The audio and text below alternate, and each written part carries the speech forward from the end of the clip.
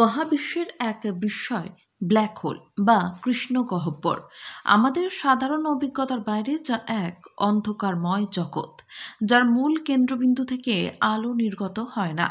অন্ধকারময় এই জগৎকে কেন্দ্র করেই এখন তাবড় বিজ্ঞানীদের কৌতূহল তুঙ্গে।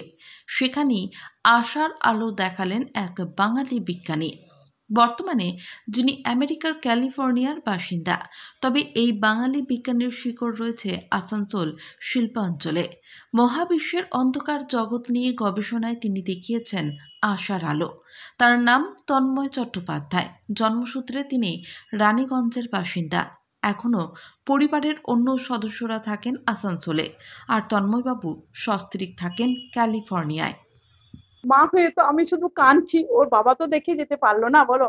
আমার তো দুধারা চোখে জল আসছে। হ্যাঁ, ও যত উন্নতি করছে আমার ততই আমার মানে চোখে জল আসছে, বুঝলো তো। ও কিন্তু অ্যাকচুয়ালি আমাদের গ্রাম কালিকাপুর, অর্ধগ্রাম অঞ্চলের কালিকাপুর গ্রামের ছেলে, বুঝলো তো। তো ওর বাবা আসানসোল কোর্টে প্র্যাকটিস করতেন, তো আমরা ছেলে মেয়ে মানুষ করবার জন্য আমরা রানীগঞ্জে ঘর ভাড়া নিয়েছিলাম। কিছুদিন ঘর ভাড়া নিয়ে থাকার পরে 3 ছেলে মেয়েকে ভর্তি করলাম। তারপরে আমরা একটা রানীগঞ্জে বাড়ি করলাম, বুঝলেন তো। তো রানীগঞ্জে ও কিন্তু বাংলা মিডিয়ামেরই ছেলে, বুঝলেন তো, ইংলিশ মিডিয়াম পড়েনি। 4 পর্যন্ত আমি ইংলিশ মিডিয়াম একটা ছোট স্কুলে দিয়েছিলাম।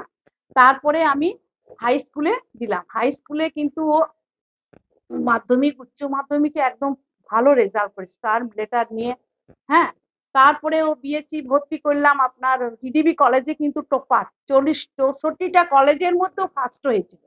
এই বাঙালি বিজ্ঞানী সত্য গবেষণা করে এমন একটি তথ্যের সন্ধান পেয়েছেন যা কৃষ্ণগহ্বর নিয়ে গবেষণার ক্ষেত্রে নানাবিধ জট খুলে দিতে পারে। ভারতীয় স্পেস টেলিস্কোপ অ্যাস্ট্রোস্যাটের মাধ্যমে ব্ল্যাক হোল জেটের পোলারাইজড হাই এনার্জি এক্সের পরিমাপ করেছেন তন্ময় চট্টোপাধ্যায়, যার ফলে বিশ্বজুড়ে কৃষ্ণগহ্বর নিয়ে যে গবেষণা বিগত 4 দশক ধরে চলছে সেখানে নতুন দিশা দেখিয়েছেন তন্ময়বাবু এবং তার টিম। আমেরিকান অ্যাস্ট্রোনমিক্যাল সোসাইটিতে প্রকাশিত দ্য অ্যাস্ট্রোফিজিক্যাল জার্নাল লেটারে এই গবেষণা প্রকাশ করা হয়েছে। এখানে আমাদের গ্রুপ নাসার ফিউচার অ্যাস্ট্রোফিজিক্যাল টেলিস্কোপ স্পেস টেলিস্কোপস এর ইনস্ট্রুমেন্ট ডেভেলপমেন্টের কাজ করে। এটাই আমার প্রধান কাজ। এছাড়াও আমি ইন্ডিয়ার ইসরো একটি একমাত্র স্পেস টেলিস্কোপ যার নাম অ্যাস্ট্রোস্যাট, তার সাথে অনেক বছর ধরে যুক্ত আছি। অ্যাস্ট্রোস্যাটের একটি ইনস্ট্রুমেন্টের নাম ক্যাডমিয়াম জিঙ্ক টেলুরাইড ইমেজার। সেই ইনস্ট্রুমেন্টের মাধ্যমে আমরা পোলারাইজেশন মেপেছি সিগনাস X1 নামক একটি ব্ল্যাক হোলের, এবং এই পোলারাইজেশন মাপার জন্য যেসব টেকনিকের দরকার সেই টেকনিকগুলো আমি ডেভেলপ করেছি আমার পিএইচডি টাইম থেকে, এবং এখনো সেই ডেভেলপমেন্টের কাজ চলছে।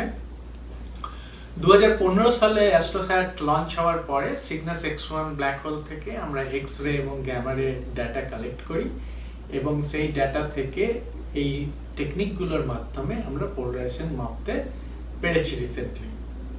একটু ছোট্ট করে যদি আমাকে এই কাজটার গুরুত্ব নিয়ে বলতে হয়, পোলারাইজেশন একটা লাইটের প্যারামিটার, এবং এক্স রে লাইটের পোলারাইজেশন মাপা খুবই কঠিন, যার জন্য গত 30-40 বছরে খুব বেশি পোলারাইজেশন এক্স রে গামা রেতে মাপা হয়নি। আমরা কিন্তু পোলারাইজেশন খুবই গুরুত্বপূর্ণ একটা প্যারামিটার। এটা যদি পাওয়া যায়, সেখান থেকে আমরা ব্ল্যাক হোলের আশেপাশে কি রয়েছে, জেট কিভাবে তৈরি হয় এবং সেখানে কি সব প্রক্রিয়া চলছে, সেগুলো সম্বন্ধে খুব ভালো একটা আইডিয়া পাওয়া যেতে পারে। জন্মসূত্রে রানীগঞ্জের বাসিন্দা তন্ময়বাবু শহরেরই একটি সরকার পোষিত বাংলা মাধ্যম স্কুলে পড়াশোনা করেছেন। রানীগঞ্জ স্কুল পাড়ায় তিনি বড় হয়েছেন। বাবা ছিলেন আসানসোল আদালতের আইনজীবী। 2005 সালে উচ্চ মাধ্যমিক পাশ করেন তিনি। 2008 সালে বর্ধমান বিশ্ববিদ্যালয় থেকে ফিজিক্স অনার্স পাশ করেন তিনি। তারপর বেনারস হিন্দু ইউনিভার্সিটি থেকে হাই এনার্জি ফিজিক্স নিয়ে এমএসসি করেন। এরপর যোগ দেন ইসরোর ফিজিক্যাল রিসার্চ ল্যাবরেটরিতে। আসানসোল থেকে জয়ন্ত সাহার রিপোর্ট, এসডিটিভি নিউজ।